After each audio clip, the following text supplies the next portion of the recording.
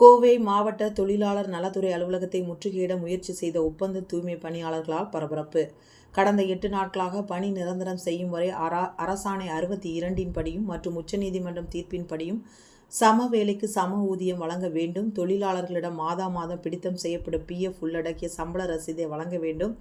ESI மருத்துவ காப்பீடு அடையாள அட்டை உடனே வழங்க வேண்டும். ஏற்கனவே மாவட்ட நிர்வாகம் ரூபாய் 770 சம்பளம் வழங்க வேண்டும் என்று தெரிவித்திருந்த நிலையில் தற்போது மாநகராட்சி நிர்வாகம் 540 ரூபாய் மட்டுமே வழங்கி வருவதாகவும், இதன் ஒப்பந்ததாரர் மற்றும் மாநகராட்சி அதிகாரிகளிடம் இதுகுறித்து கேட்டபோது எந்த விதமான பதில் அளிக்கவில்லை என்பதால் கோவை மாவட்ட ஆட்சியர் கோவை மாநகராட்சி நிர்வாகத்துடன் பேச்சுவார்த்தை நடத்தி இதற்கு உரிய தீர்வு காண வேண்டும் என்று வலியுறுத்தி போராட்டத்தில் ஈடுபட்டு வந்தனர்.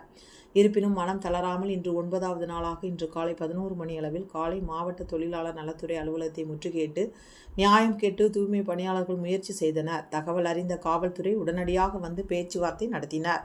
மேலும் தூய்மை பணியாளர்கள் சங்க நிர்வாகிகள் தொழிலாளர் நலத்துறை அதிகாரிகளிடம் கோரிக்கை மனு அளித்தனர்.